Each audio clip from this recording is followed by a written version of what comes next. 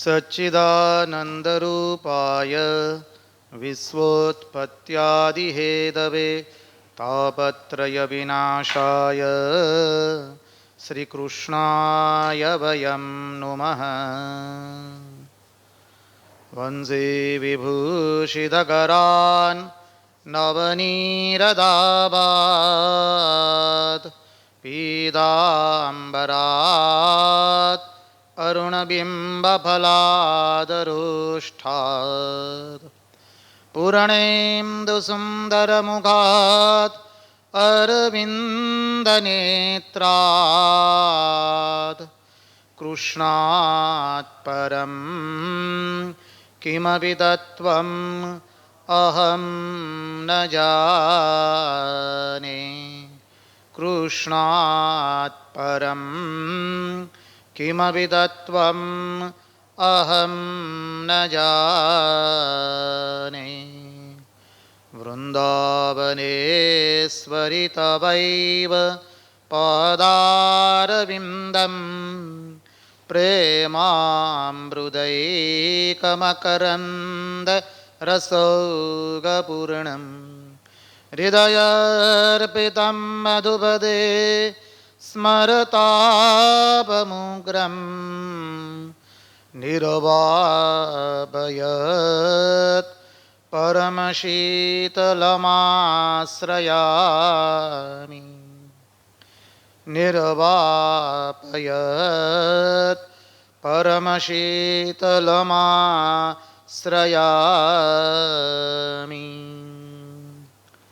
ॐ नमस्ते शारदे देवी सरस्वती मतिप्रदे वसत्वं मम जिह्वाग्रे सर्वविद्याप्रदा भव। स्वस्ति श्रीगणेशाय नमः। श्रीसरस्वत्यै नमः। श्रीगुरुभ्यो नमः। ॐ स्थापकाय च धर्मस्य सर्वधर्मस्वरूपिणे अवतारवरिष्ठाय रामकृष्णाय ते नमः। कृष्णकनैयालाल की जय, भक्तवत्सल भगवान की जय, वृंदावन विहारी लाल की जय। नारायण नारायण नारायण नारायण।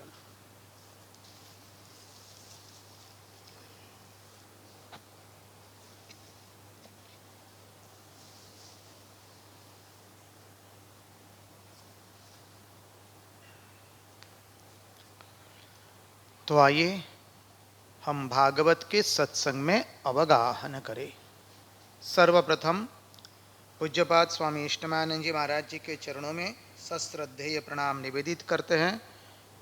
साथ ही सभी वरिष्ठ सन्यासी महात्माओं के चरणों में साष्टांग दंडवत प्रणाम करते हुए और आप सबके अंदर में हमारे इष्ट की ही अनेकानेक आकृतियों का दर्शन करते हुए आप सबको प्रणाम करते हुए आइए श्रीमद् भागवत के सत्संग में अवगाहन करें। आज थोड़ा देरी से सत्र शुरू हो रहा है तो थोड़ा 9:10 9:15 होगा, ठीक है ना? समय तो पूर्ण करना है ना ठीक से।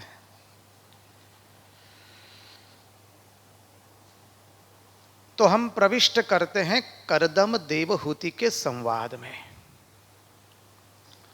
देखिए, करदम ऋषि का अर्थ समझा। करदम ऋषि किस तरह से गृहस्थाश्रम में प्रवेश करते हैं। कल गृहस्थाश्रम का कुछ कुछ महत्व देखा है, अभी उसके अंदर में अधिक गूढ़ार्थ में नहीं जाएंगे। गृहस्थ बनने से पहले ब्रह्मचर्य का पालन करके तप करना पड़ता है और अंत में भी तप करके ही अपने जीवन को पूर्ण करना होता है। कभी हमारे मन में ऐसी गलत फहमी न हो कि अब तो हम गृहस्थ मानी कुछ भी कर सकते, कतई नहीं। कतई नहीं।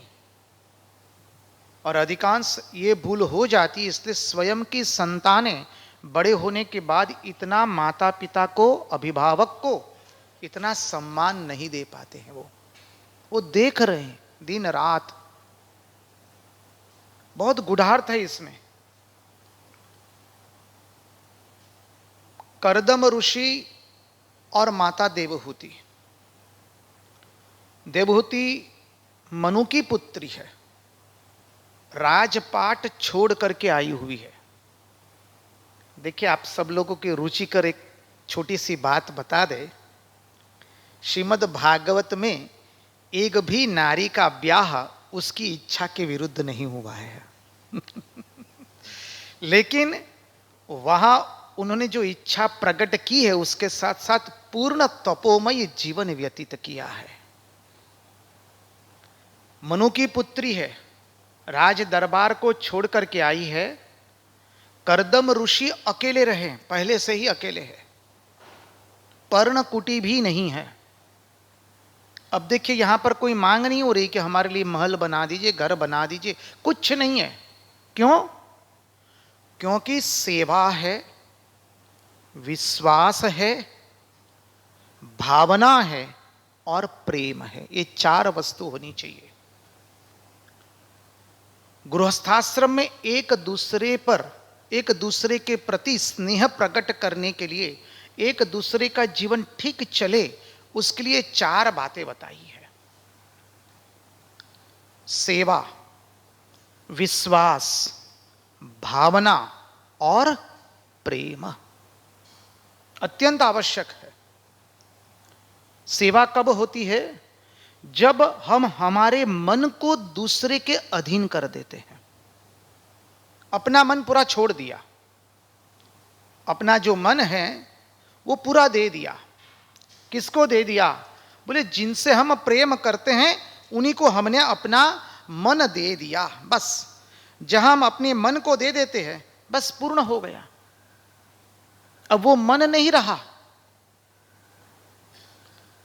हम अधिकांश चाहते क्या है कि लोग शरीर से हमारी से दूसरे की सेवा करे, पर मन हमको दे। यह संभव नहीं होता है। यह होता है केवल सेवा से। तो माता देवहूति ने क्या किया?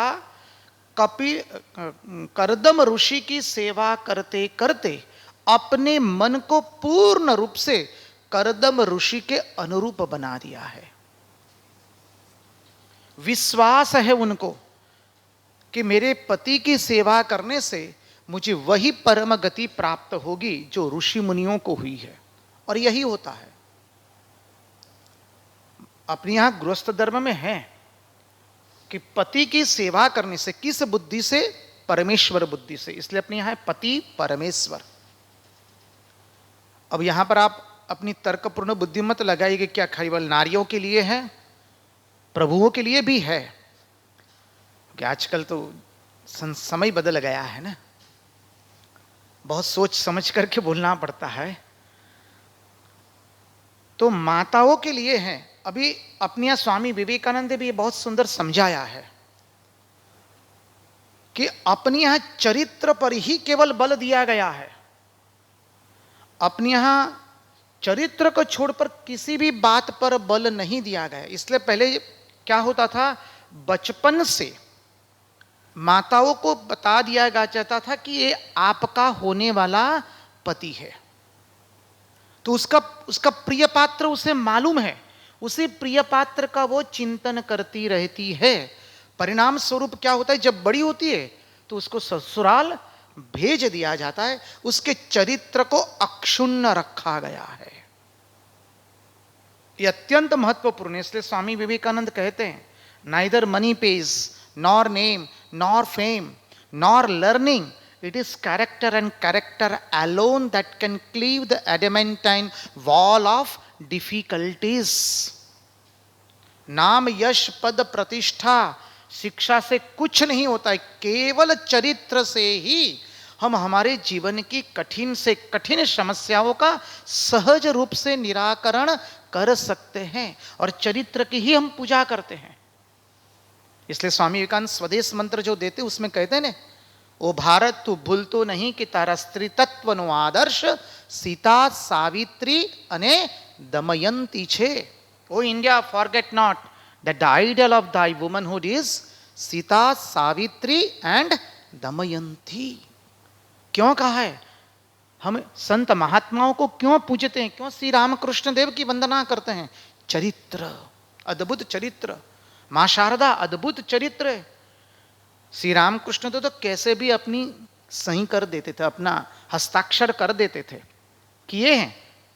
काशीपुर उद्यान वाटिका के अंदर में उन्होंने बंग भाषा में लिखा, नरेन शिक्षे देवे, मानी नरेन शिक्षा देगा.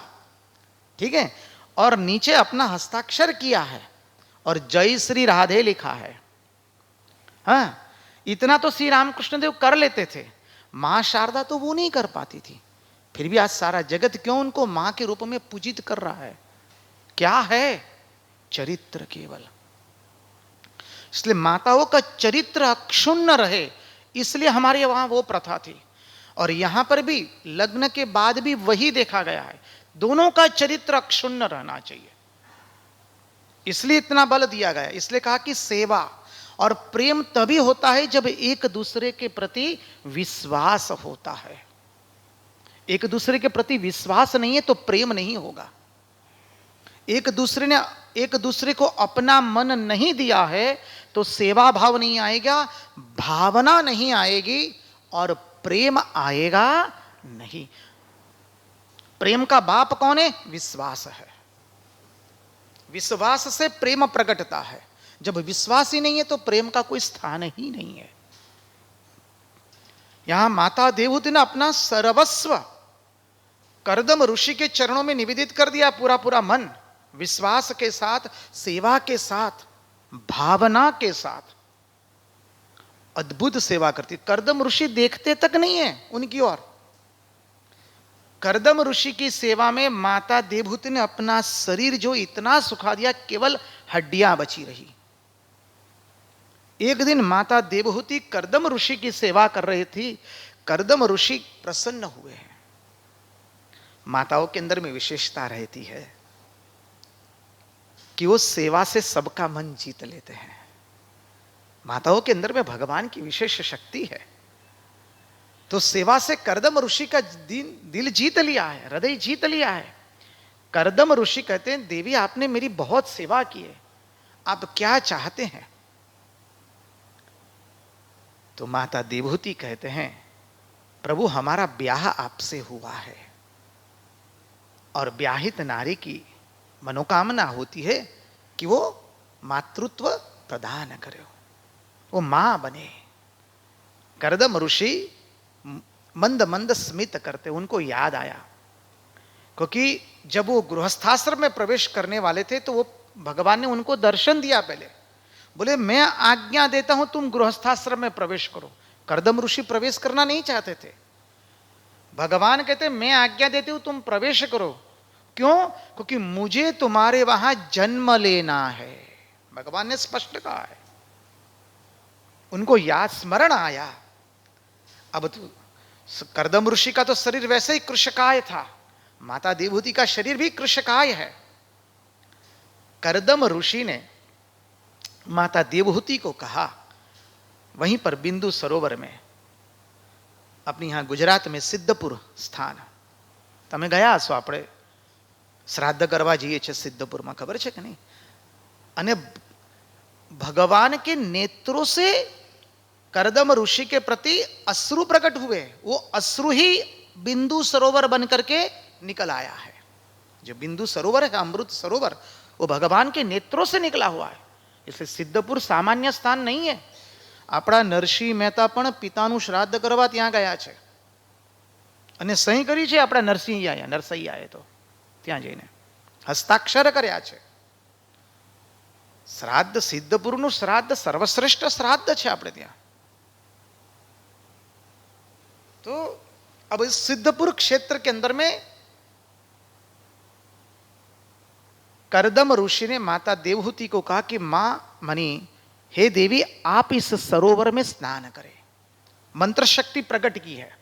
कलयुग में यंत्र शक्ति है, उस युग में मंत्र शक्ति है. मंत्र शक्ति जैसे ही देवी ने बिंदु सरोवर में स्नान किया, नव यौवना का शरीर बन गया। कर्दम ऋषि ने भी स्नान किया, वो भी नव यौवान बन गए। और कर्दम ऋषि ने अपनी शक्ति से 7 मंजिले का विमान बनाया है। 1-2 मंजिले का नहीं आज का, 7 मंजिले का।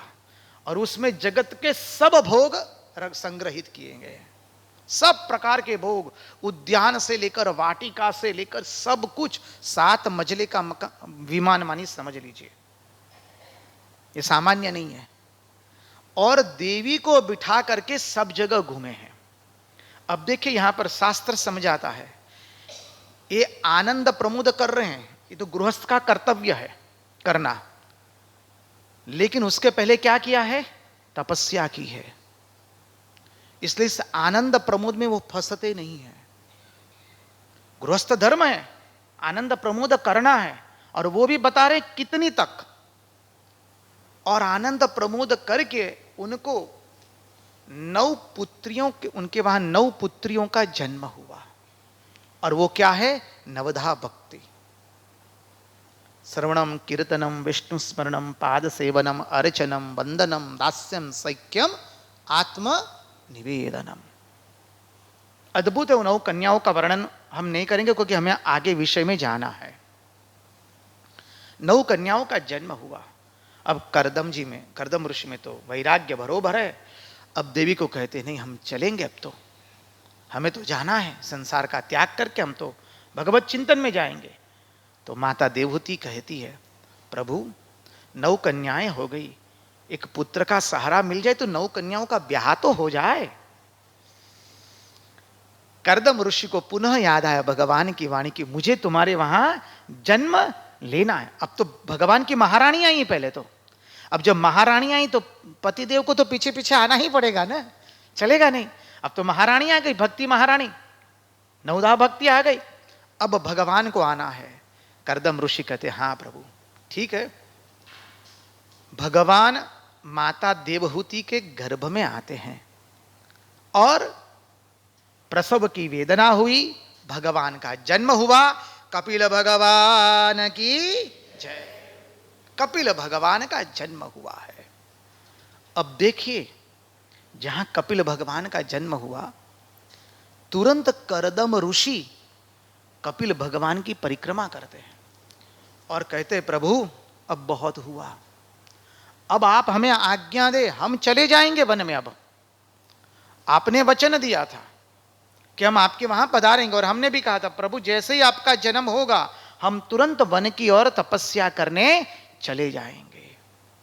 प्रभु ने आज्ञा दी है, हां जाओ। अब थोड़ा चिंतन कीजिए, जिसके घर भगवान स्वयं प्रकट हुए हैं वो चाहेगा नहीं कि नहीं मैं भगवान को बड़ा करूं, भगवान को खिलाऊं, भगवान के पास में वात्सल्य का आनंद प्राप्त करूं, वात्सल्य भाव प्रकट करूं भगवान के प्रति। कुछ भी नहीं, बस प्रभु इनफ ऑफ इनफ संसार का, आप अब हैं आज्ञा दे। और भगवान ने आज्ञा दी। कर्दम ऋषि ने कपिल भगवान की प्रदक्षिणा की है और कर्दम ऋषि तपस्या करने चले गए।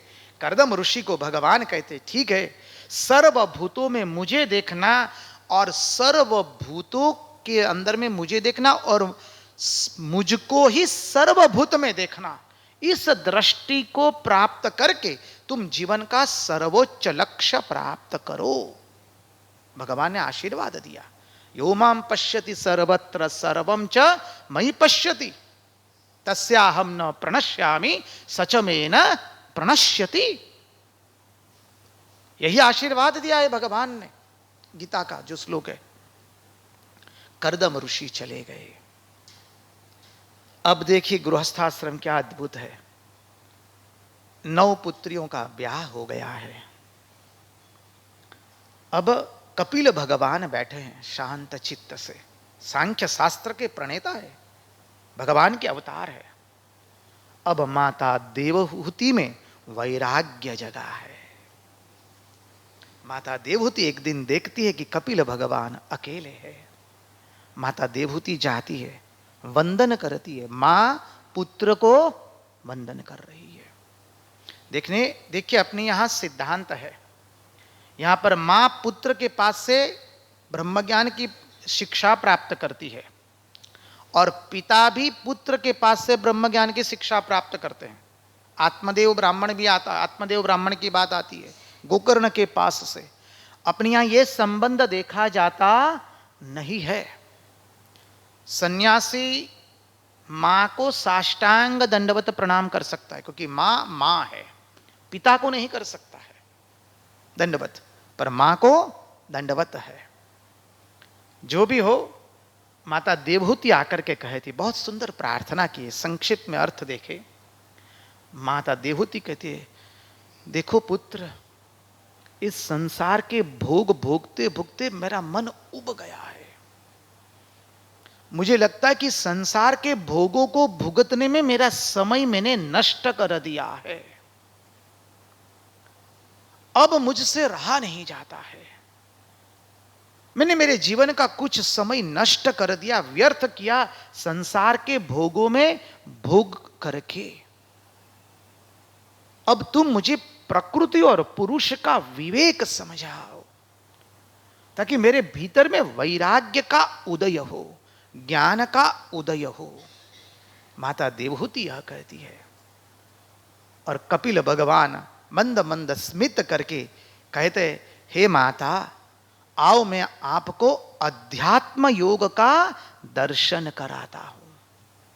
इस अध्यात्म योग से आपके अंदर में पुरुष एवं प्रकृति का विवेक जागृत होगा और आपको परम भक्ति प्रदान होगी। अद्भुत वर्णन है, हम अत्यंत संक्षिप्त में देख रहे हैं। अभी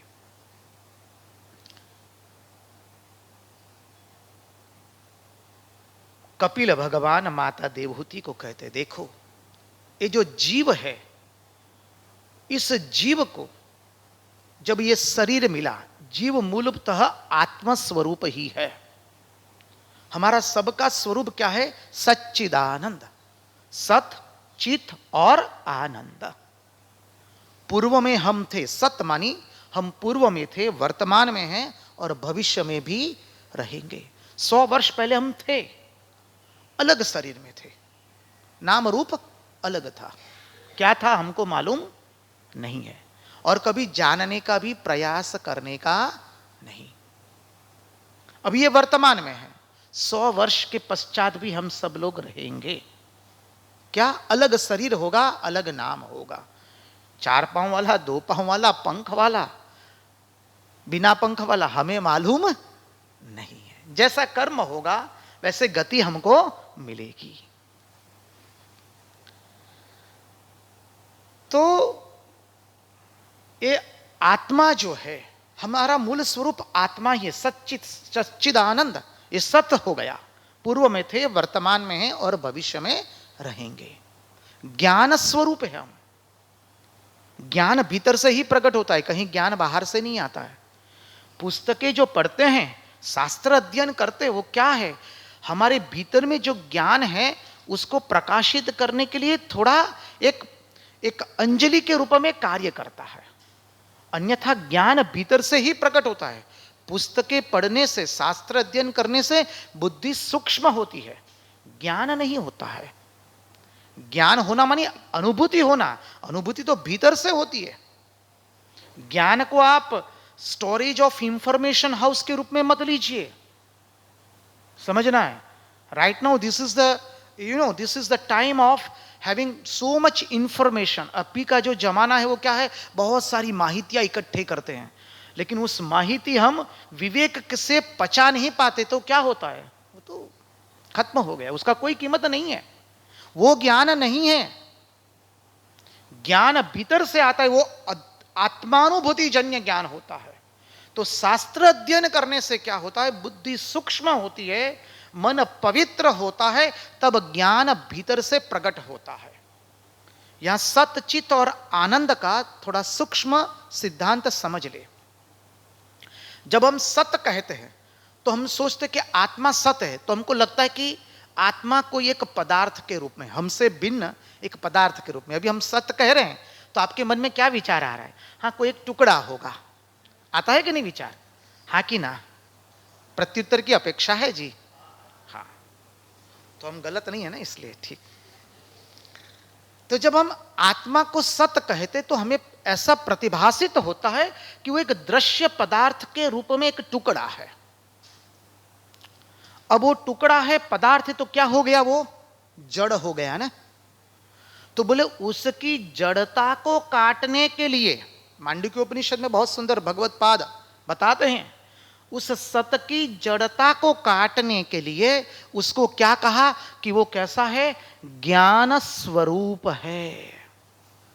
जो जड़ होगा वो ज्ञान स्वरूप नहीं हो सकता है। इसलिए सत की जड़ता को काटने के लिए कहा कि वो ज्ञान स्वरूप है। अब जब ज्ञान स्वरूप कहा तो वो जड़ रहा नहीं। ठीक है। अब ज्ञान कहा तो ज्ञान को सत कहा, क्योंकि सत, चित्त और आनंद तीन एक ही के नाम है, तीन अलग अलग नहीं है, एक ही है। तो बोले ज्ञान की क्षणिकता को काटने के लिए उसे सत कहा है। बोले कब ज्ञान प्रकट हुआ? ज्ञान कभी प्रकट होता नहीं है।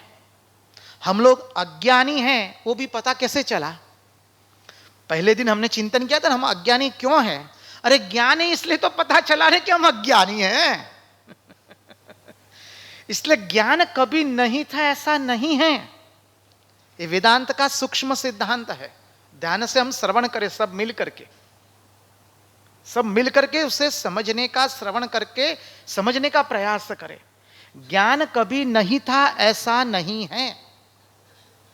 तो बोले ज्ञान की क्षणिकता को दूर करने के लिए उसे सत कहा है। जैसे सत कहा, बोले सत को ज्ञान कहा, सत की जड़ता को काटने के लिए उसे ज्ञान स्वरूप कहा, वैसे ही ज्ञान की क्षणिकता को काटने के लिए उसे सत कहा है। मानी सब समय है, भूतकाल में था, वर्तमान में है और भविष्य में भी। आप थोड़े रिक्त स्थानों की पूर्ति करते रहिएगा जी, तो हमें भी संतुष्ट होगा कि हाँ आप सब लोग सुन रहे हैं जी।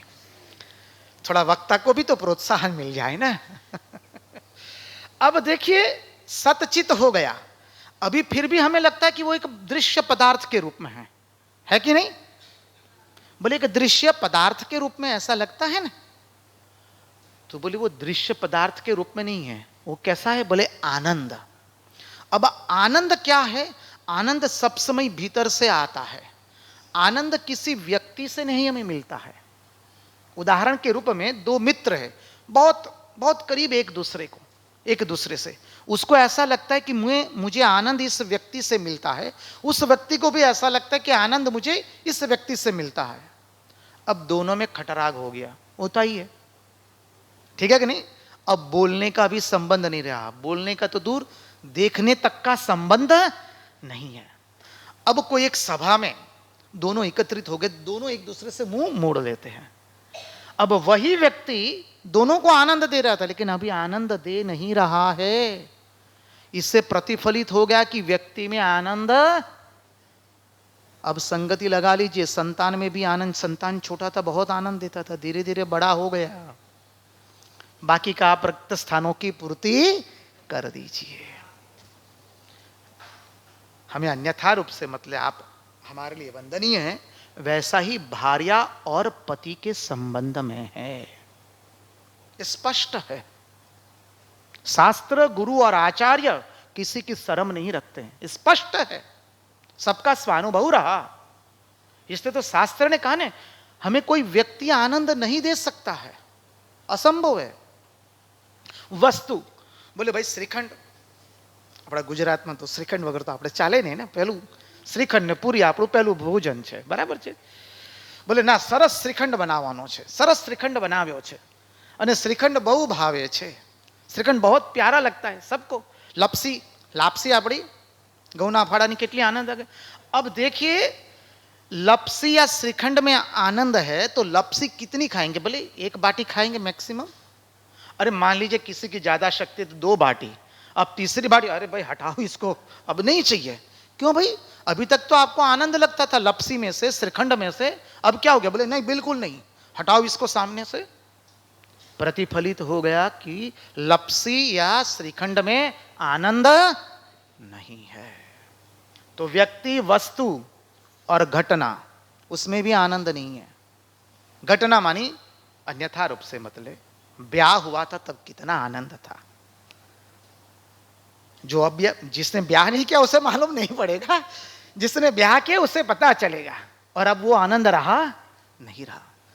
जब जीवन में आप प्रथम बार स्नातक बने थे, विश्वविद्यालय से आपको पदवी मिली, तब कितना आनंद था। अब वो आनंद नहीं रहा। जीवन में पहली बार कभी द्विचक्रीय या 4 चक्रीय वाहन खरीदा था, तब कितना आनंद था।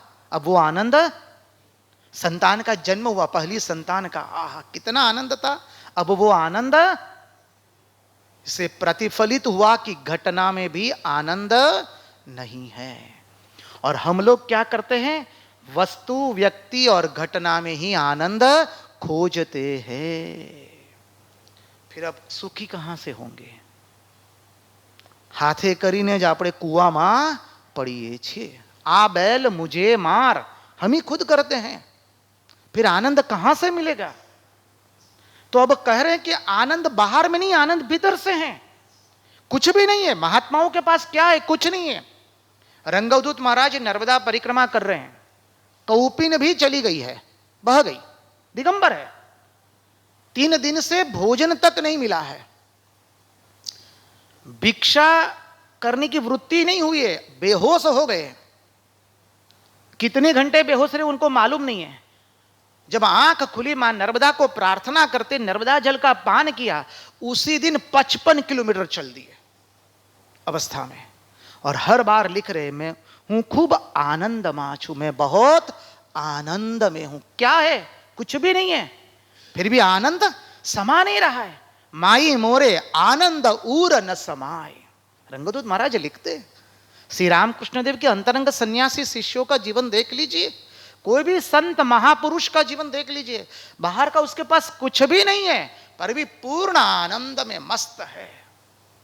इससे प्रतिफलित होता है कि आनंद बाहर नहीं है, आनंद तो भीतर में है। और वो क्या है, भीतर में कौन है, वही आत्म तत्व। इसलिए हम वही है सच्चिदानंद। इसलिए हम लोग गाते ना, सच्चिदानंद गुरु सच्चिदानंद, सच्चिदानंद गुरु सच्चिदानंद, सच्चिदानंद गुरु सच्चिदानंद, सच्चिदानंद गुरु सच्चिदानंद, सच्चिदानंद गुरु सच्चिदानंद, सच्चिदानंद गुरु सच्चिदानंद। हम वही आत्म स्वरूप है, लेकिन अपना स्वरूप हम भूल गए, अपने को जीव मान लिया। अब जीव माना मानी क्या हुआ, हमने अपने आप को मृत्तिका नहीं माना, घट मान लिया। तो घट तो बना ना, एक दिन मृत्तिका से ही घट बना। अपने को मृत्तिका न मान करके हमने घट मान लिया, तो घट का निर्माण हुआ कोई एक दिन में। अब उस घट के अंदर में गंगाजल भी भरा, नर्मदा जी भी भरी गई, और कोई कोई ऐसी जगह गए जहां पर मदिरा भरी गई। समझिए, उस घट में कालापन लग गया, न जाने क्या क्या लगा, फिर वो घट फूट गया। हम अपने आप को ये देह मान लिए, जीव मान लिया, तो क्या हो गया, हमारा जन्म हुआ। मनाते हैं अई प्रिय सखे जन्मदिनम, बराबर છે, संत नो तुते सर्वदा मुदम। जन्मदिन मनाते लोग। अरे अब तो क्या जन्मदिन मनाए भाई, अब तो जाने की तैयारी हो गई। हमने अपना जन्मदिन मनाया क्योंकि हम सोचते कि इस दिन हम पैदा हुए। कितनी भयंकर भूल है ये। फिर हम सोचते हमारे भीतर में राग द्वेष आ गया, काम क्रोध लोभ मोह मद मात्सर्य आ गया। क्यों? क्योंकि हमने अपने आप को क्या माना, घट मान लिया। तो घट में गंगा जी भी रखा गया और मदिरा भी रखी गई, सड़ा हुआ भोजन भी रखा गया, मिष्टान्न भी रखा गया। तो दोनों वृत्ति है, सत वृत्ति भी है, असत वृत्ति भी है। भगवान का स्मरण भी करते हैं, लेग पुलिंग बैक बाइटिंग भी जब चांस मिलता है तो કરી જ દેવાનું આપણે। दोनों वृत्ति है यहां पर, क्योंकि हमने अपने आप को जीव माना, इसलिए समझिए अभी अब जीव माना तो क्या हो गया गलती हमारी, हमने ये वस्त्र पहने हैं, हम अपने आप को जीव मानते हैं, हमने ये वस्त्र पहने, हम कभी कहते हैं मैं वस्त्र हूं, आप सब लोगों ने वस्त्र परिधान किए, आप कभी कहते हैं, ये प्रभु लोग कभी कहते हैं कि भैया मैं कुर्ता हूं, मैं धोती हूं, ऐसा आप माताएं कभी बोलती हम साड़ी है या हम जो आपका पोशाक है, कभी नहीं बोलते हैं, लेकिन हम यही करते हैं। इस जीव को इस बार ये शरीर मिला तो हम कहने लगे कि ना मैं ये शरीर हूं, यहां से अज्ञान की यात्रा का आरंभ हुआ। मैं ये शरीर हूं, ये शरीर नहीं हूं, अरे ये तो वस्त्र है, ये वस्त्र एक न एक दिन निकाल देना है। वासांसि जीर्णानि यथा विहाय नवानि गृह्णाति नरोपराणि तथा शरीराणि विहाय जीर्णानि अन्यानि संयाति नवानि देहि। गीता तो थोड़ी घणी आवड़ती जैसे आटला श्लोक, 15मो अध्याय तो आवड़े છે કે નહીં? ये तो आंख बंद કરીને आवड़વો જોઈએ। 15वां अध्याय तो आंख बंद करके आना निकलना चाहिए, पुरुषोत्तम अध्याय। तो ये शरीर क्या है? ये तो जीवात्मा को एक वस्त्र मिला है, बस उसको त्याग देंगे। हम कभी ऐसा नहीं कहते हम वस्त्र है, लेकिन हमने कहा कि मैं वस्त्र हूं, बस यहां से अज्ञान आरंभ हो गया। मैं शरीर हूं, मैं पना आ गया इस शरीर के साथ। अब मैं के साथ क्या आया? मेरा जुड़ा, ये घर मेरा, भार्या मेरी, संतान मेरे, ये मेरे अपने हैं स्वजन, ये मेरे अपने प्रियजन हैं, ये मेरे अपने आत्मीय जन हैं, ये मेरे अपने हैं और वो लोग मेरे अपने नहीं हैं। मम, अहम और मम। और इसने अद्भुत राग द्वेष का निर्माण कर लिया।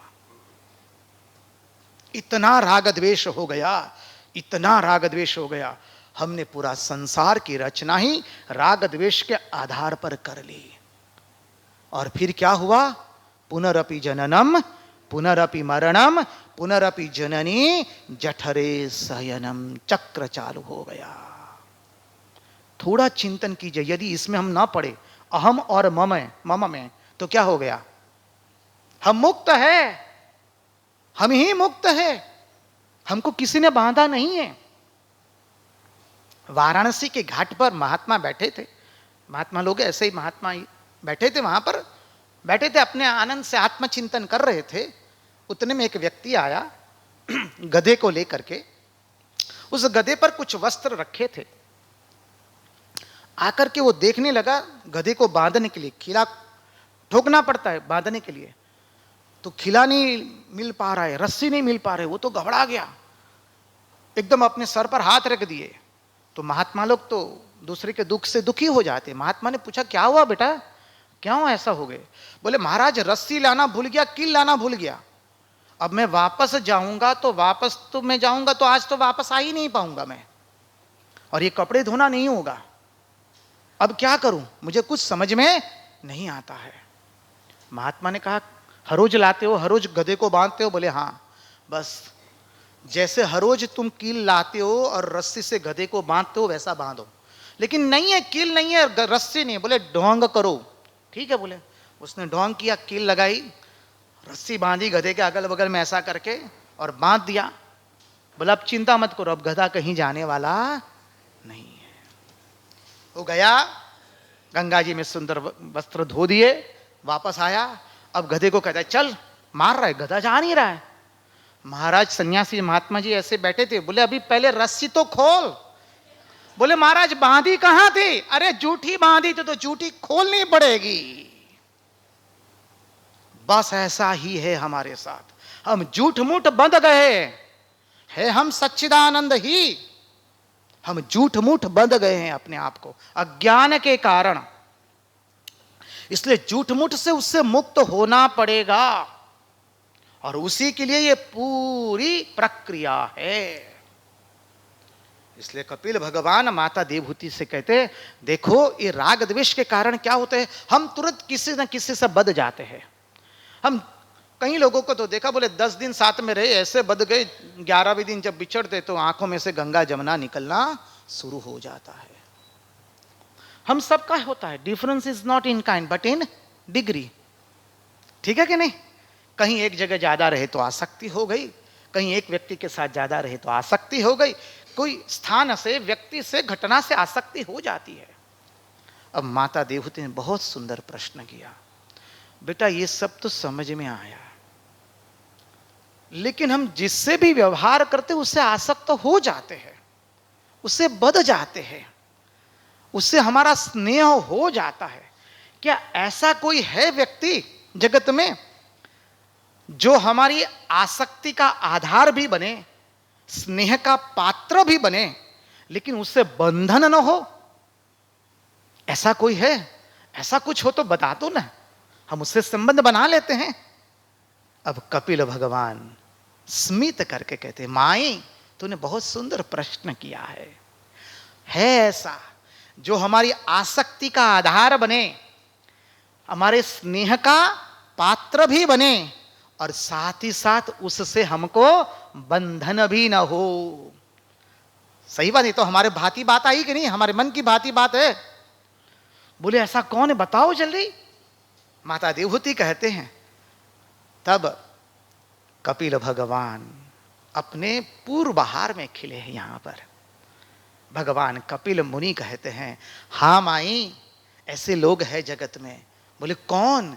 बोले महात्माओं के साथ जाकर के मां आप संबंध जोड़ दीजिए अपना, बस सन्यासी महात्माओं के साथ संबंध जोड़िए तो उनसे ममता भी हो जाएगी, स्नेह के पात्र भी होंगे, और बंधन का कारण भी नहीं बनेगा। अब बोले महात्मा किसे कहेंगे? माथा मुंडन करा दिया, जटा बढ़ाया, मुंड मुंडाया, कहे मठ मेरा मेरा, वो क्या महात्मा हो गए?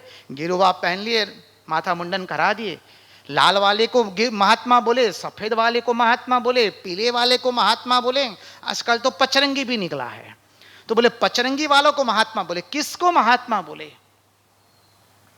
देखिए अपने शास्त्र में कहीं पर भी कपड़ों से महात्मा का शब्द प्रयोग नहीं है। हम तो नहीं पढ़े हैं, आप लोग यदि कहीं पढ़े हो तो हमें बता दीजिएगा। अपने यहां स्वभाव से साधु का लक्षण बताया गया है, और कपिल भगवान अद्भुत साधु के लक्षण बताते हैं। कपिल भगवान कहते हैं, क्या कहते हैं? कहते हैं तितिक्षवः कारुणिकाः सुहृद सर्वदेहिनां अजातशत्रवः साधु साधवः साधुभूषणाः।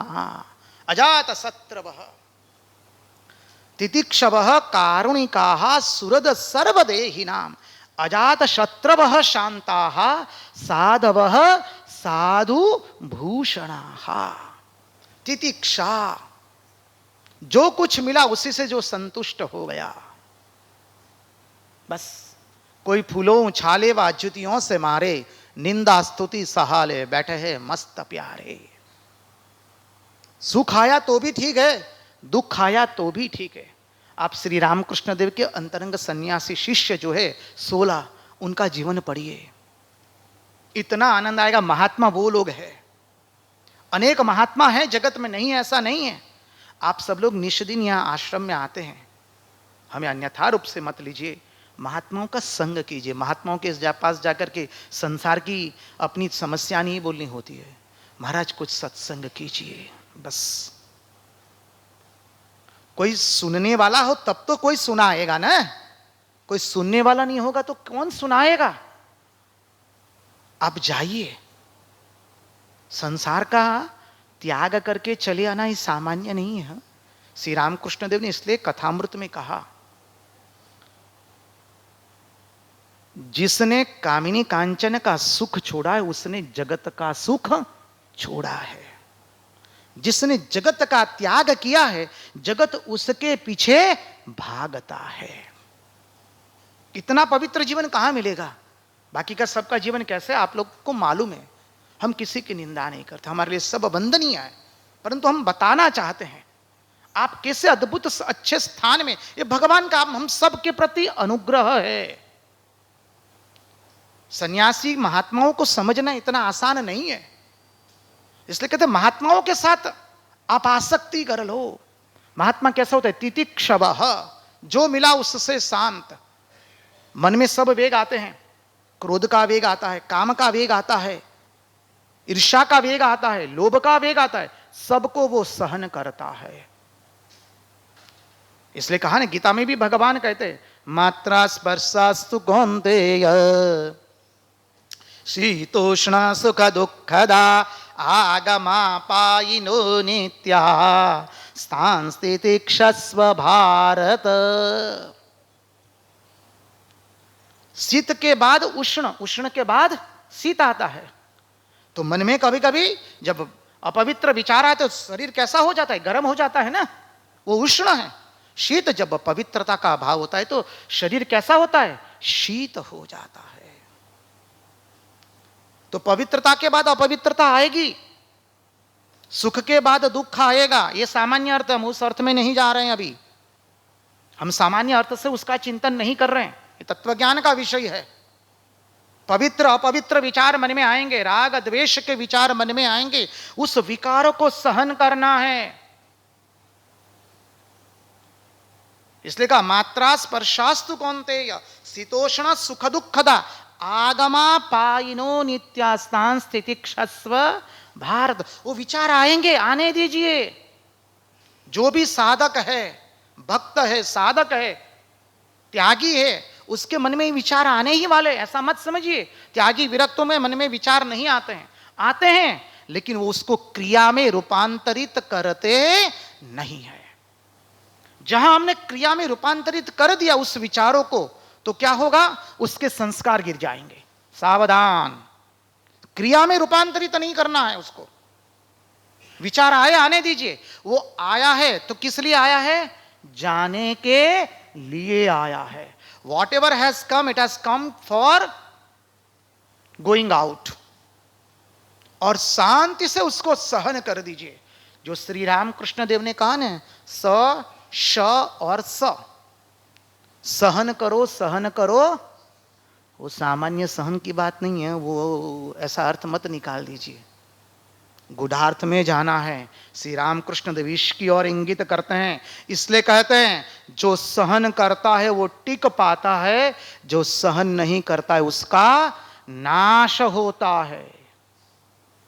इस सामान्य अर्थ मत, ऊपर ऊपर नहीं भासना है, भीतर में डुबकी लगानी है। इसलिए श्री राम कृष्ण देव बंग भाषा में एक भजन है, हमें तो भाषा इतनी नहीं आती, मैंने कहते डुबकी लगाओ, डुब डुब रूप सागरे अमार मन। ऐसा ही है ना महाराज जी? तो कहते भीतर में डुबकी लगाओ। तो श्री राम कृष्ण देव की उक्ति में हमको डुबकी लगानी है। स श और स, ये सहन करना है। आगमा पायिनो नित्यास्तान स्थितिक्षस्व भारत। इसलिए साधु का पहला ही लक्षण बता दिया, तितिक्षवः। शुरुआती यहां से हुई। सब वेग को जो सहन कर ले, सम्मान को भी सहन करे। स्वामी विवेकानंद कहते हैं, उनकी पत्रावली पढ़ेंगे आप, बहुत सुंदर बताते। स्वामी जी वहां पर घोषणा करते हैं गर्भित रूप से, मैं मनुष्य नहीं हूं। क्या कहते हैं? मेरे जितना सम्मान यदि किसी मनुष्य को इस देश में मिला होता तो वो कब का पागल हो गया होता। अब मिला लीजिए संगति, बुद्धिमान समझ लेता है। महापुरुषों की वाणी कैसी होती है? गर्भित होती है। सम्मान को भी सहन करना है, अपमान को भी सहन करना है। एक महात्मा थे, भरी सभा में सत्संग कर रहे थे, एक माँ आई उपस्थित, मातृरूपा नारी आती है और उनको गाली गलोच देना आरंभ करती है। महात्मा उनकी ओर लक्ष्य ही नहीं करते हैं। नहीं रहा गया उस मातृरूपा नारी से, वो मातृरूपा नारी सामने आकर के गाली गलोच करने लगी, फिर भी महात्मा रुके नहीं। अंत में उस मातृरूपा नारी से रहा नहीं गया, उसने एकदम पास में आकर के अब बंद करवा दिया सब। महात्मा कहते हैं आप गाली शरीर को दे रहे, मुझे क्या फर्क पड़ रहा है, जितना देना है दीजिए ना, मुझे क्या फर्क पड़ रहा है, कोई फर्क नहीं पड़ रहा है। आप हमारी परीक्षा करने मत जाइए, हम आपको हाथ जोड़ करके नम्र निवेदन कर देते हैं।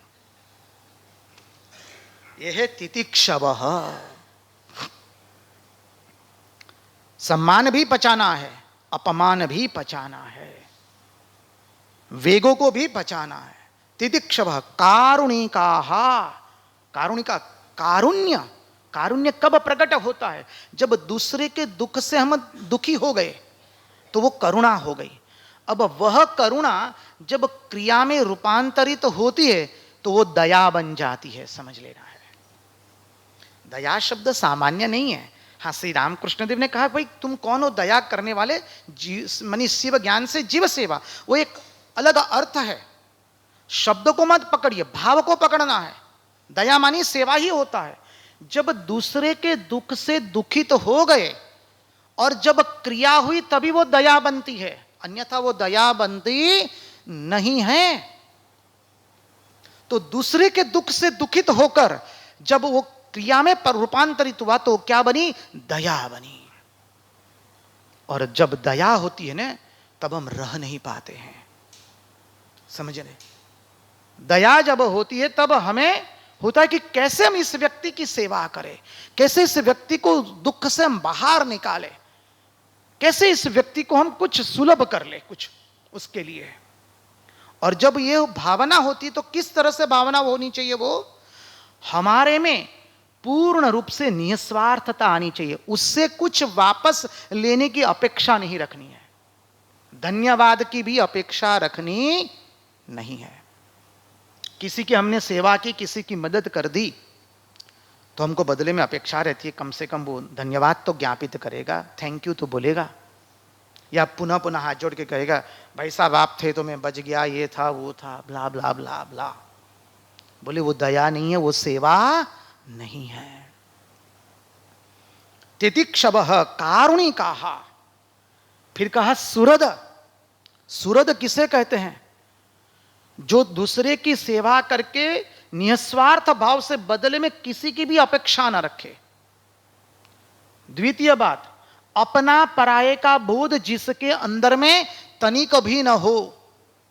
और तीसरा, अपने अहम को मिटाकर के जो सेवा करे वो होता है सुहृद। इसलिए अपने यहां लिखते हैं प्रिय सुहृद जन, लिखने में बहुत आसान है। उस सुहृद की भावना को समझिए, जहां पर अपने पराये का भेद नहीं है, वो है सुहृद। अहंकार का पूर्ण राहित्य है, निस्वार्थता है, अपने पराये का बोध नहीं है, वो हो गया सुहृद। तितिक्षवः कारुणिकाः सुहृद सर्वदेहिनां। सर्वदेहिनां ऐसा नहीं केवल मनुष्यों के प्रति, पशु पक्षी कीट स्थावर जंगम के प्रति भी। देखा है महात्मा के पैरों में भयंकर फोड़ा हुआ है, घाव हो गया और बहुत सारे कीड़े बैठे हैं। अब महात्मा तुरंत उड़ा नहीं रहे, जब बहुत दर्द होता है तो कह रहे अरे पीले पीले, खूब प्रेम से पीले। सामने और एक महात्मा बैठे, वो सत्संग करने आए, उन्होंने वेदांत का प्रश्न किया है और महात्मा वेदांत का उत्तर दे रहे हैं, यहां पर असह्य पीड़ा हो रही है और बीच बीच में वो बोल रहे अरे पी ले, जितना पीना है पी, आनंद से पी तू। सामने बैठे हुए महात्मा को समझ में नहीं आया। बोले महाराज क्या बोल रहे हैं आप? बोले कुछ नहीं, आप चलो चलो प्रश्न कीजिए, दूसरे वेदांत का, वेदांत विषय चर्चा करो। महात्मा सामान्य नहीं थे प्रश्न करने वाले। बोले ना महाराज जी, हम समझ रहे हैं बात सामान्य नहीं है। साष्टांग प्रणिपात किया। बोले जब तक आप बताएंगे नहीं तब तक हम आगे नहीं जाएंगे। बहुत विनती की, तब महाराज ने अपना धोती ऊपर कर लिया और झांग पर जो बड़ा गड्ढा हो गया था वो दिखाया और कितने सारे कीड़े खा रहे हैं और कह रहे पियो पियो, आराम से पियो, इस शरीर से कभी किसी की सेवा नहीं हुई, ये सेवा हो रही, मैं भाग्यवान हूं। बोले ये सामान्य नहीं है। साधु भूखा भाव का, धन का भूखा नहीं। धन का भूखा जो मिले वो साधु नहीं। साधु के लक्षण में बताया है। साधु किसको कहते हैं? जिसकी उपस्थिति में हमको भगवान नाम स्मरण करने की इच्छा हो जाए, उसको साधु कहते हैं। जिसकी उपस्थिति मात्र से हमें भगवान के बारे में जानने की इच्छा हो, जिसकी उपस्थिति में हमारे हृदय में पवित्रता का संचार हो, उसे कहते हैं साधु। इसलिए कहा तितिक्षवः कारुणिकाः सुहृद सर्वदेहिनां अजात शत्रवः शांताः साधवः साधु भूषणा। ऐसे लोग साधु के भूषण हैं, सामान्य नहीं है। इसलिए हम सन्यासी को क्यों वंदन करते हैं? आप सब लोग सन्यासियों को वंदन करते हैं क्योंकि जो काषाय वस्त्र है वो क्या है? वो अग्नि का सूचक है, जिसने अपनी सभी वासनाओं के अंदर में आग प्रज्वलित कर दी है। समझिए, इसलिए काषाय वस्त्र का रंग है काषाय रंग, जिसने अपनी वासनाओं के अंदर में आग जलाई है। एक बार रंगवदूत महाराज नर्मदा स्नान के लिए जा रहे थे, किसी ने गधे को गेरुआ वस्त्र लपेट दिया था। क्या मालूम हरकत होती है। महाराज ने देखा, वहीं पर साष्टांग दंडवत प्रणाम कर दिए गधे को। भक्तजन पूछ रहे, महाराज क्यों ऐसा कर रहे हैं? बोले, उसने मेरे गुरु के काषाय वस्त्र पहने हैं, इसलिए मैं उसको दंडवत प्रणाम करता हूं। सन्यासी महात्माओं का जो प्रथम बंधन करते हैं उसके वस्त्र को बंधन करते, क्योंकि ये वस्त्र हमें बताता है, याद दिलाता है कि इसने संसार की वासनाओं में, इच्छाओं में आग लगाई है। ये वस्त्र की मर्यादा है। इसको कोई पोछा नहीं बना सकता है, इसको कोई कपड़ा नहीं बना सकता है। वस्त्र की मर्यादा है। ये साधु के लक्षण। फिर क्या कहते हैं? मयि अनन्येन भावेन भक्तिं कुर्वन्ति ये दृढाम् मत्कृते त्यक्त कर्माण त्यक्त स्वजन बान्धवाः। क्या कहते हैं? मेरे लिए मयि नन्य भावेन भक्तिं कुर्वन्ति ये दृढाम्, जो केवल मेरी भजना करता है और किसी की भजना नहीं और किसी के आश्रित नहीं, एकमात्र जो इसका आश्रय मैं हूं, भगवान कहते हैं। इसलिए तो भगवान महात्माओं के लिए बोलते हैं, साधवो हृदयम मह्यम साधुनाम हृदयम त्वहम मदन्यते न जानन्ति नाहम तेभ्यो मनागपि। भगवान स्पष्ट कहते नवम स्कंद में, दोनों हाथ खड़े करके कहते महात्माओं के लिए। महात्माओं को जैसा बात मत समझिए। साधवो हृदयम मह्यम, साधु मेरा हृदय है और साधु का हृदय मैं हूं।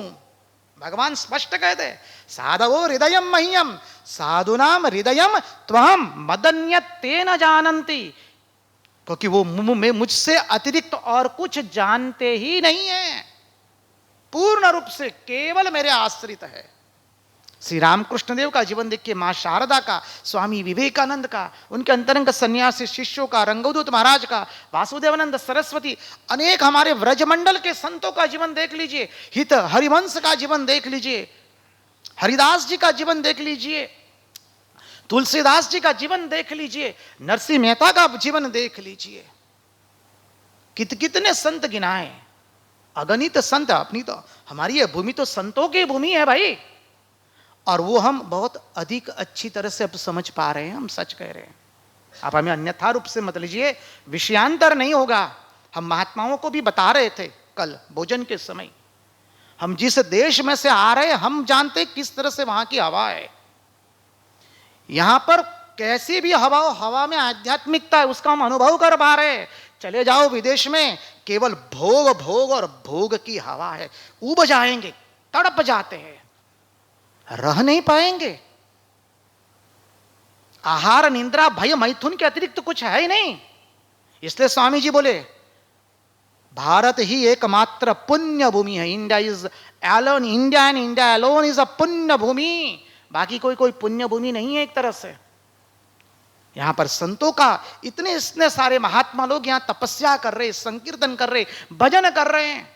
बाहर निकलते तो मंदिर देखने को मिलता है, संकीर्तन सुनने को मिलता है।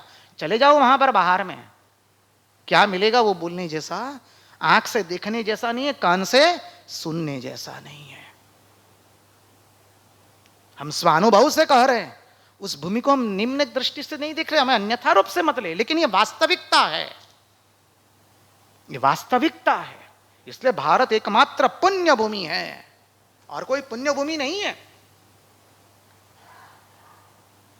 तो मूल बात पर आए कि जिसका आश्रय केवल मैं ही हूं। फिर कहते हैं मदास मत कृते त्यक्त कर्माण, जो सब कर्म केवल मुझे अर्पण करता है। मदर्थे त्यक्त कर्माण, मदर्थे त्यक्त कर्माण त्यक्त स्वजन बांधवाहा, जिसने अपने स्वजन माता पिता सर्वस्व का त्याग कर दिया है। किसके लिए? एकमात्र मेरे लिए। तुम्हारे कारण सब सुख छोड़ा, अब मोह क्यों तरसावो। भजन गाते ना स्वामीनारायण भगवान, स्वामीनारायण तो भगवान हो गए। अरे योगी जी महाराज कितने महान आत्मा थे। प्रमुख स्वामी महाराज सामान्य संत नहीं है सब लोग। अब स्वामीनारायण संप्रदाय में कितना सुंदर भजन है। संत परम हितकारी जगत माही, संत परम हितकारी, प्रभु पद प्रगट करावत प्रीति, भरम मिटावत भारी, संत परम हितकारी। जो भगवान से हमारी मुलाकात करा देते हैं, जो भगवान से हमारा संबंध जुड़वा देते हैं। फिर कहा, फिर भगवान आगे कपिल भगवान साधु के लक्षण बताते हुए कहते मदाश्रया कथा मृष्टा शृण्वन्ति कथयन्ति च तपन्ति विविधास्तापा नैतान मद्गत चेतसः। जो केवल मेरे आश्रित होकर, मदाश्रया कथा मृष्टा, मेरी कथा कहता है, मेरी कथा का श्रवण करता है, मेरी कथा का कीर्तन करता है। क्या अद्भुत बताते भगवान। मदाश्रया कथा मृष्टा शृण्वन्ति कथयन्ति च तपन्ति विविधास्तापा, उसको मैं सभी तापों से मुक्त कर देता हूं। कोई ताप नहीं रहा, बस कोई दुख नहीं, कोई ताप नहीं, कोई क्लेश नहीं। नैतान मद्गत चेतसः, वो केवल उसके मन की मति गति और रति मेरे प्रति ही रहती है। अद्भुत है, सब साधु के लक्षण है। तो एते साधवः साध्वी सर्वसंग विवर्जिताः संगस्तेष्वथ ते प्रार्थ्यः संग दोष हराहिते। स्पष्ट कह दिया। ओ मां, साध्वी यहां पर मां के लिए प्रयोग किया है, क्योंकि अभी मां में, माता देहूति में वैराग्य उत्पन्न हो गया। देखिए एक एक भाषा है ना भागवत की, क्या बताए, बलिहार हो जाएंगे। हम सच कह रहे हैं। मां को तुरंत यहां पर भगवान ने उद्बोधन दे दिया। क्या कहा? साधवी त एते साधवः साध्वी सर्वसंग विवर्जिता, जिसने सभी संगों का सदा के लिए त्याग कर दिया है। हमो मन मो जिफर नारा, हमोने बांधना रुकुण, सदा जगत ने तृण मान नारा, हमोने बांधना रुकुण। रंगदूत महाराज का भजन है। हमो मन मौजी फर नारा, हमोने बांध नारू कुण, सदा निह संगिने न्यारा, जगत ने मान नारा तृण। हम सदैव निहसंगी है। निहसंगी मानी किसी से आसक्त नहीं है, स्थान व्यक्ति घटना वस्तु से किसी से आसक्त नहीं है। सदा निहसंगी ने न्यारा, हम न्यारे हैं, अपने आप में मस्त है। जगत ने मान नारा तृण, जगत को हम तिलके की तरह देखते हैं। रंगदूत महाराज नर्मदा परिक्रमा कर रहे थे, आयु थी 24 वर्ष की, केवल गुड़ के पानी पर कर रहे थे। तो जब भरूच में आए तो पता चला कि उस वक्त के द्वारिका के शंकराचार्य आए हैं। तो महाराज जी, शंकराचार्य हमारे आचार्य है, हमारे गुरु है, उनको जाकर के वंदन करते, साष्टांग दंडवत प्रणाम किया, उनसे बातचीत होती है। उस वक्त के जो बहुत अद्भुत महात्मा थे, हम उनका नाम अभी हमारे स्मरण में नहीं आ रहा है। एक घटना है 1922 या 22 के आसपास की, मानिए 100 वर्ष पूर्व की। द्वारिका के शंकराचार्य उठ गए तुरंत और कहते, देखो मैं अभी विल करता हूं कि मेरे बाद तुम द्वारका की गद्दी पर बैठोगे शंकराचार्य के रूप में, और अभी मैं तुम्हें तुरंत सोमनाथ की गद्दी दे रहा हूं, वो तो राजकुमार की गद्दी है, उसके बाद द्वारका की गद्दी पर बैठने को होता है। तुम यदि इस शंकराचार्य की गद्दी पर बैठोगे तो यह गद्दी शोभान्वित तो होगी। शब्द पर ध्यान दे। तुम यदि इस गद्दी पर बैठोगे तो गद्दी शोभान्वित तो होगी, तुम्हारा त्याग, वैराग्य और विद्वत्ता को देखकर। महाराज वंदन करके साष्टांग दंडवत प्रणाम करके निकल गए वहां से। बाद में पत्राचार में अपने मित्र को लिखते हैं, अवधूत के लिए कोई भी गद्दी एक तिलके से अधिक उसका कोई मूल्य नहीं है। तो ये ते साधव साध्वी सर्वसंग विवर्जिता संगस्तेश्वत ते प्रार्थ्य संग दोष हराहिते। और ऐसे महात्माओं के पास से जब भगवान की कथा सुनेंगे, आप लोगों ने पूज्यपाद अखंडानंद सरस्वती महाराज जी का नाम सुना होगा। हम तो उनके वांगमय श्री चरण में बैठ के ही कथा करते हैं। वो तो हमारे गुरु है, हमारे आचार्य के रूप में हम उनको मानते हैं, भगवान के भगवदावतार के रूप में हम उनको मानते हैं। अद्भुत विद्वान थे। 8 वर्ष की आयु में श्री कृष्ण का दर्शन हुआ है। अखंडानंद सरस्वती जी महाराज अद्भुत वेदांती सन्यासी, भागवत के प्रकांड पंडित, 18,000 श्लोक मुखस्थ है। श्रीधर टीका पूर्ण मुखस्थ है। केवल ये नहीं, उपनिषद के उपनिषद, और जो वेदांत की चर्चा कर रहे मुंह में अंगुलियां डाल देंगे। उनको पढ़ने के बाद किसी और को पढ़ने की इच्छा नहीं होगी, क्योंकि आत्मानुभूति से वो बोल रहे। वहां पढ़ा लिखा हुआ बोलने की बात नहीं है। तो ऐसे महात्माओं के मुंह से जब भागवत सुनते, सत्संग सुनते, तो क्या होता है, बहुत तुरंत असर कर जाता है। देखिए, किसी महात्माओं के पास गए और उसने कुछ बात कह दी तो अपने को तुरंत चुभ जाती है, और चुभ जाती है और हम जीवन में उसका पालन करना शुरू कर देते हैं। उसके बारे में अभी भगवान यहां पर बताते, सदाम्र संगान मम वीर्य संविदो भवन्ति रित्कर्ण रसायना कथा। भगवान कहते हैं यहां पर, तत्पाद सेवा विरता मदीहा। बताया, भगवान कहते हैं ऐसे महात्माओं के मुंह से जब तुम मेरी कथा सुनोगे तो क्या होगा, तुम्हारे हृदय में भक्ति, श्रद्धा, उसका संचार होगा, करुणा का संचार होगा। और फिर क्या होगा, हमारे हृदय में धीरे धीरे ज्ञान, भक्ति और वैराग्य का उदय होगा। अद्भुत बात बताइए। बोले ऐसे महात्माओं का संग करो तो क्या होगा, आसक्ति नहीं होगी, उनसे स्नेह हो जाएगा और बंधन भी नहीं होगा। आवो जो संतो तो बातो बे करिए, दिल दुखड़ावी सरिए जिरे। रंगदूत महाराज का भजन है। आवो जो संतो तो बातो बे करिए, दिल दुखड़ा विसरिए जिरे। ज्ञान गंगा नित स्नान करीने, आत्म देवरी जविए वाला, आत्म देवरी जविए रे। आवो जो समतो तो वातो बे करिए, दिल दुखड़ा विसरिए जिरे। जर बैरनी होड़ी करीने, प्रेम पिचकारी रमिए वाला, प्रेम पिचकारी रमिए जिरे। रंगदूत महाराज लिखते अपने पत्र में, अवधूत के पास लोग आते हैं, अपने मिट्टी के नलिए जो है वो सोने के बन जाए इसलिए आते हैं। अवधूत के पास जो लूटना है वो लूटने के लिए कोई आता ही नहीं है। हम महात्माओं के पास जाते तो किस लिए जाते, अपनी वासना को संतुष्ट करने के लिए। परिणाम स्वरूप हमें जो मिलना चाहिए वो मिलता नहीं है। गए थे सुवर्ण लेने और लौटे क्या लेकर, मिट्टी के ढेफे। बस फिर क्या होगा।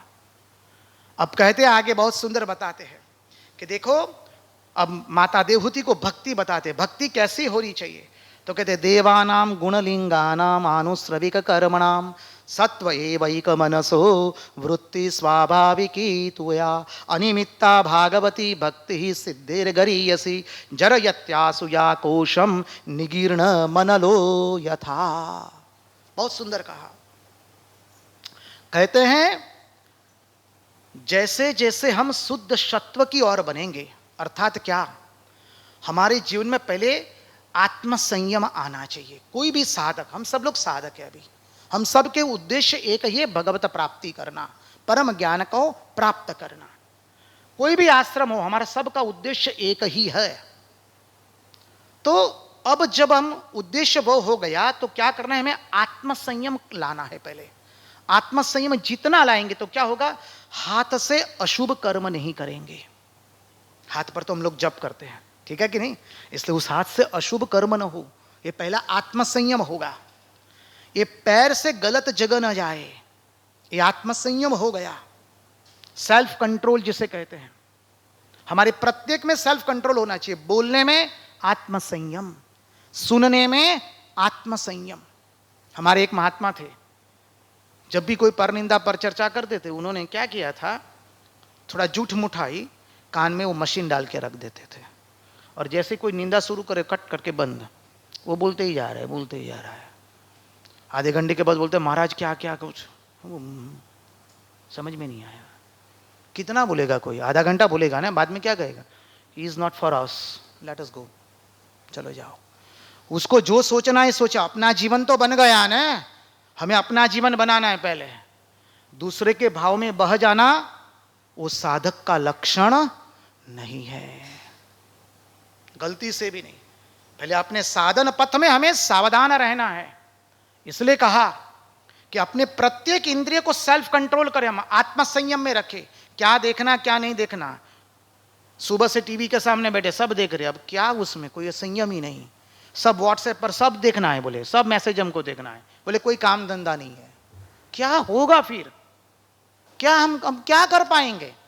बचपन से समाचार सुन के आए, बोले नहीं देखो ना क्या हुआ देश में, क्योंकि हमको देश चलाना है ना, प्रधानमंत्री तो हम बनेंगे।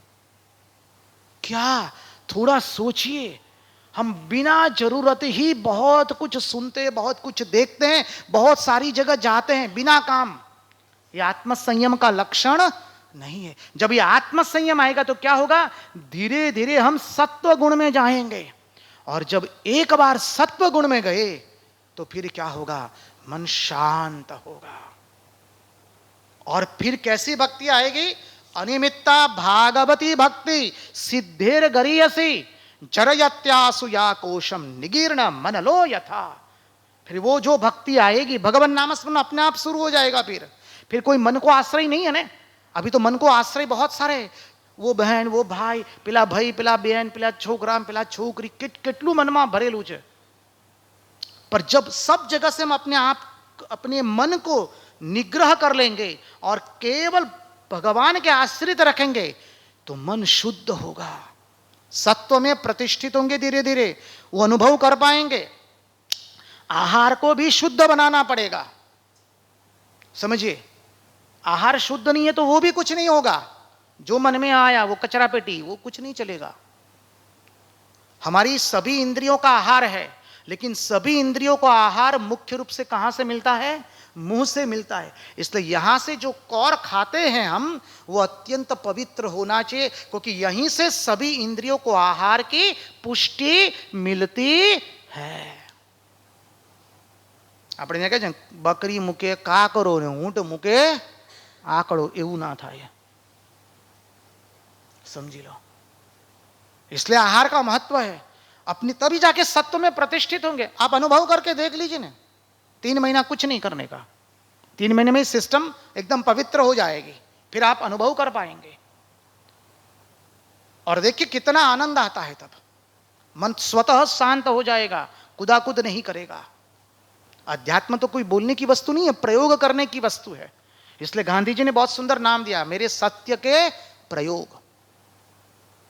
वो सामान्य व्यक्ति नहीं है। तो मूल बात पर आए, जब सत्व में प्रतिष्ठित हो जाएंगे तो क्या होगा, वो भक्ति उदित होगी। कैसी भक्ति, जैसे गंगा जी की अखंड धारा समुद्र में विलीन होते, वैसे भगवान नाम स्मरण अखंड होने लगेगा। समझिए, इतना आनंद आएगा। फिर दूसरा नाम स्मरण करने अच्छा स्वतः चेष्टा नहीं करनी पड़ेगी। आप थोड़ा अपने मन को शुद्ध कर लेते हैं, आप लोग करते ही होंगे, हमें अन्यथा रूप से मत ले। देखिए अभी भागवत जो नित्य श्रवण करते हैं, मनन करते, निधि ध्यासन करते हैं, और सोते सोते भागवत का चिंतन करते सो जाइए, प्रातःकाल जब आंख खुलेगी ना, स्वतः भगवत का चिंतन शुरू होगा। सबने अनुभव किया होगा, नहीं किया ऐसा नहीं। 24 घंटा भगवान नाम स्मरण कीजिए एक बार। हरे कृष्ण कृष्ण कृष्ण हरे हरे, हरे राम राम राम। ये महामंत्र का 24 घंटा जप कीजिए। उस दिन कुछ नहीं करना है, ना किसी से बात करनी है, मोबाइल को रख दीजिए, कोई पूछने वाला नहीं है। याद रखिए, हम चले भी गए ना तो गलती से कोई हार भी पहनाने वाला, इसलिए चिंता मत कीजिए हाय मेरी सब लोग खोज लेंगे, कोई खोज लेने वाला नहीं है। सब अपने स्वार्थ में, क्योंकि हम भी अपने स्वार्थ में हैं। कीजिए 24 घंटा, स्वतः नाम स्मरण शुरू हो जाएगा। इस 7 दिन में आप अनुभव करके देखिए, स्वतः चेष्टा नहीं करनी पड़ेगी, और वही मात्रा जितनी अधिक बढ़ेगी ने, स्वतः भगवान का नाम स्मरण होना शुरू हो जाएगा। आधी रात में नींद खुली, कोई चिंता नहीं है। जय श्री कृष्ण जय श्री कृष्ण जय श्री कृष्ण, हरे कृष्ण कृष्ण कृष्ण हरे हरे, स्वतः निकलना शुरू होगा। आनंद आएगा। और एक समय ऐसा आएगा अब भगवान का स्मरण कर रहे हैं, श्री कृष्ण गोविंद हरे मुरारी हे नाथ नारायण, तो जैसे रसगुल्ला में से रस निकलता है ना, उस तरह से उस नाम में से रस निकलेगा, और थई थई करके नाचेंगे। और एक बार जब उसका स्वाद मिल गया ना, फिर इसके स्वाद के लिए कभी मन तक नहीं जाएगा। जिसने अमृत चखा वो गन्ने के रस को चखने के लिए कभी प्रयास करेगा। और जब वो भक्ति आएगी, सतत एक अविरत रूप से मन भगवान का स्मरण कर रहा है, तो क्या हो गया, सूक्ष्म शरीर जल गया, कारण शरीर भी जल गया। फिर क्या हुआ, अब पुनरपि जननम पुनरपि मरणम कुछ भी नहीं है। अब ऐसे भक्त देखिए, अब यहां पर भागवत की विशेषता है, यहां वैष्णव संप्रदाय की भी विशेषता है अद्भुत, और यहां ज्ञान की पराकाष्ठा भी है, क्या नहीं है।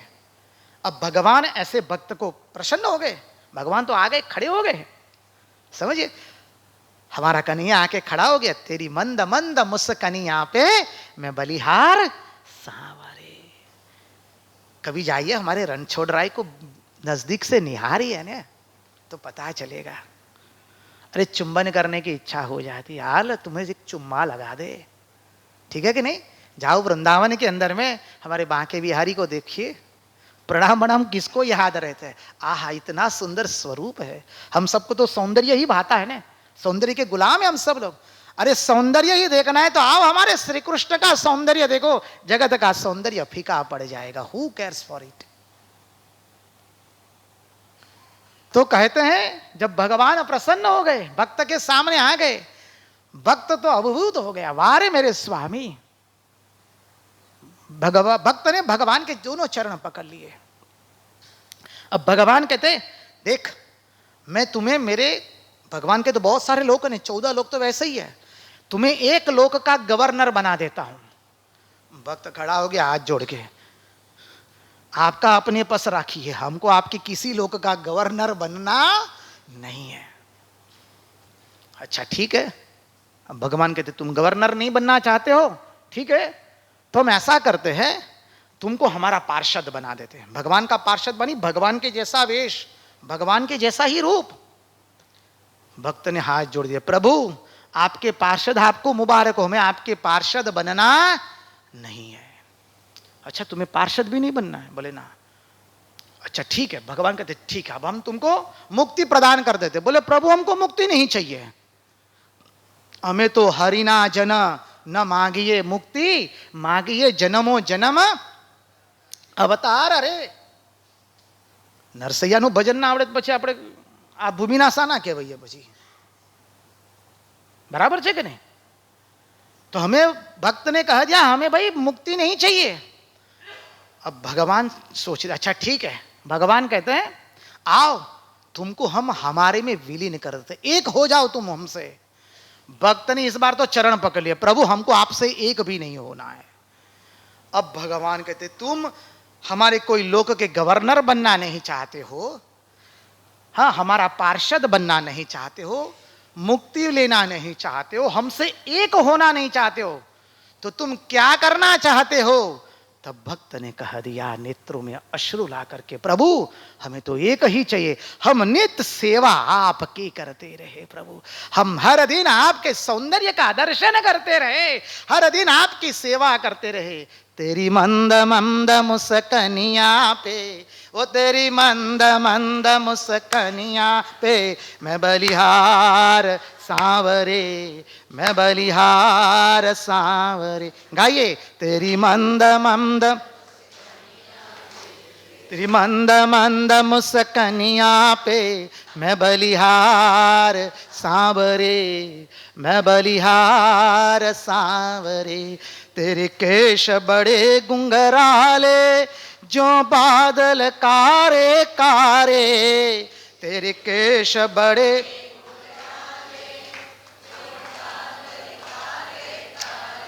ओ तेरे कुंडल की छलकनिया पे, ओ तेरे कुंडल की मैं बलिहार सांवरे, मैं बलिहार सांवरे। ताली बजाने में शर्म आती है क्या? झूठ बोलने में शर्म आती है क्या? तो ताली बजाने में किस बात की शर्म? तेरी मंद मंद मुस्कनिया पे, तेरी मंद मंद मुस्कनिया पे मैं बलिहार सांवरे, मैं बलिहार सांवरे। तेरी चाल बड़ी है न्यारी, लागे प्यारी प्यारी, तेरी चाल,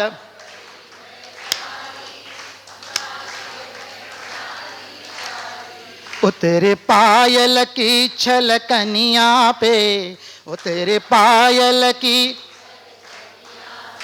मैं बलिहार सांवरे, मैं बलिहार सांवरे।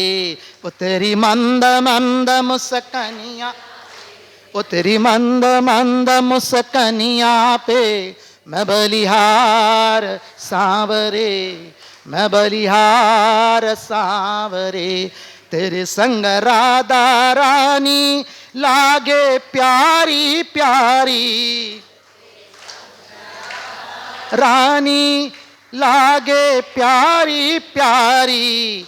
इस युगल छवि पे मैं जाऊं बलिहार सांवरे, जाऊं बलिहार सांवरे। तेरी मंद मंद मुस्कनिया पे, तेरी मंद मंद मुस्क, मैं बलिहार सांवरे, मैं बलिहार सांवरे। यही भक्त मांगता है। तदेव रम्यम रुचिरम नवम नवम, तदेव शस्वन् मनसो महोत्सवम्, तदेव शोकार्णवशोषणं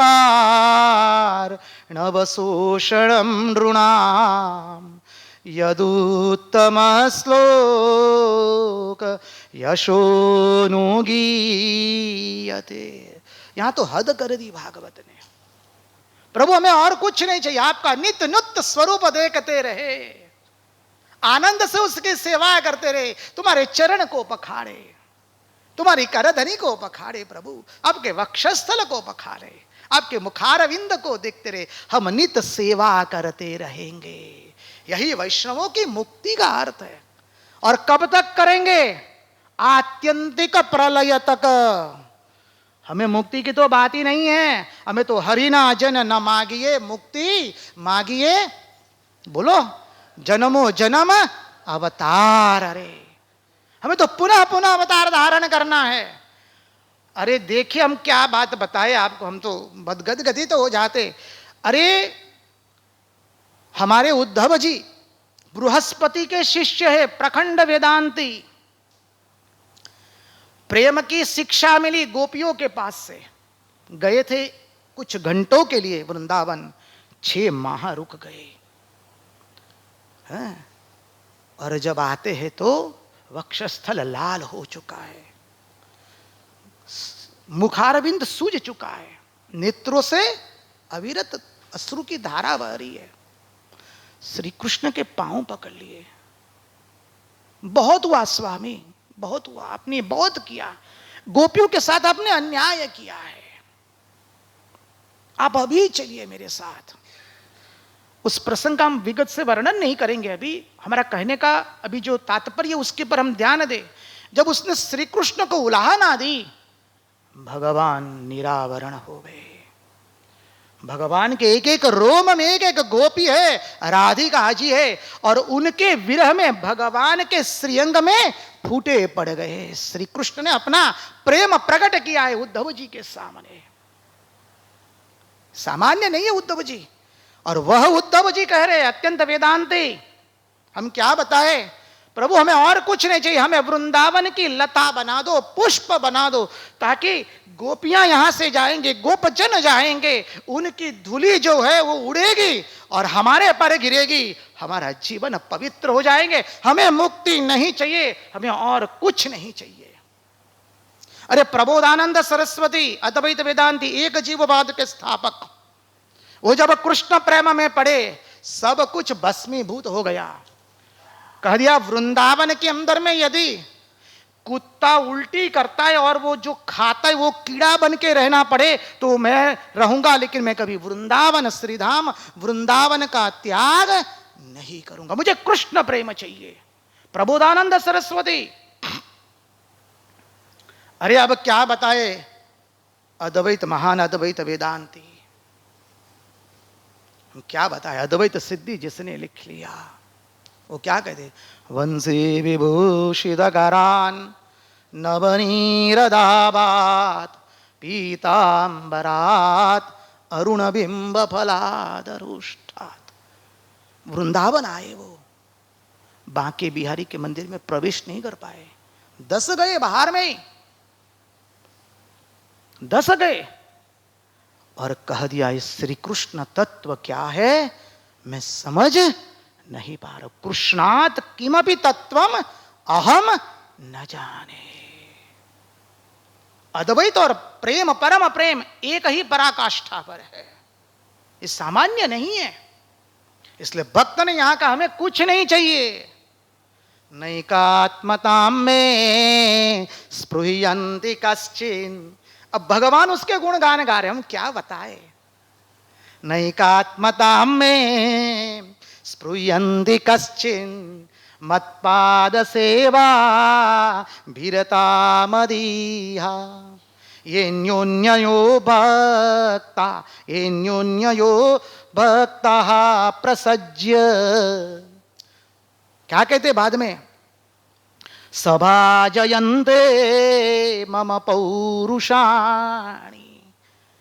भगवान यहां पर कहते हैं ऐसे भक्त मुझसे एक होना भी नहीं चाहते, वो कुछ नहीं चाहते, उसको जहां देखो वो केवल मेरे ही नाम की गर्जना करता रहता है, मेरा ही गुणगान करता रहता है। भगवान कहते मैं ऐसे भक्त में, भक्त के वश में हूं, भगत के बस में भगवान।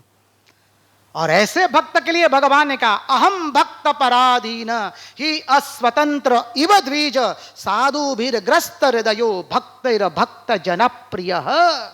भगवान कहते मैं स्वतंत्र नहीं हूं, मैं परतंत्र हूं, मैं मेरे भक्तों का गुलाम हूं, भगवान स्पष्ट कहते हैं। और भगवान कहते आगे कहते हैं ऐसी भक्ति प्राप्त हो जाए तो हमारा जीवन सफल हो गया। और ऐसी भक्ति कौन देते हैं, जब हम महात्माओं का संग करते, महात्माओं का सत्संग करते हैं, महात्माओं का संग करते, तब ऐसी भक्ति हमें प्राप्त होती है। अब आगे का सत्संग अद्भुत है, हमारी मर्यादा हुई है, इसलिए आज वाणी को यहीं पर विराम देना पड़ेगा। 9:15 होने को आई होगी, देख लीजिएगा। तो आज वाणी को विराम देंगे। कल देव कपिल देवहूति का जो अद्भुत संवाद है उसकी पूर्णाहुति करके महारास में प्रवेश करने का प्रयास करेंगे। अब 2 दिन बचा है, कल और परसों, तो रास लीला और महारास लीला का दर्शन करेंगे, क्योंकि तत्व ज्ञान आया, अब महारास समझने में बहुत थोड़ी सुविधा हो जाएगी। ठीक है, आज उन्हीं की वाणी उन्हीं के चरणों में समर्पित करते हुए भगवान से प्रार्थना करते हैं, प्रभु हमारे मन की मति गति और रति आपके चरणों में बनी रहे। कृष्ण कन्हैया भक्त वत्सल भगवान वृंदावन विहार रास बिहारी ला भगवान श्री राम कृष्ण देव की। ओ सब संतन की, सब भक्तन की। ओम नमः हर हर। जय जय श्री राम, जय जय श्री राधे। सबको जय श्री कृष्ण, जय राम कृष्ण।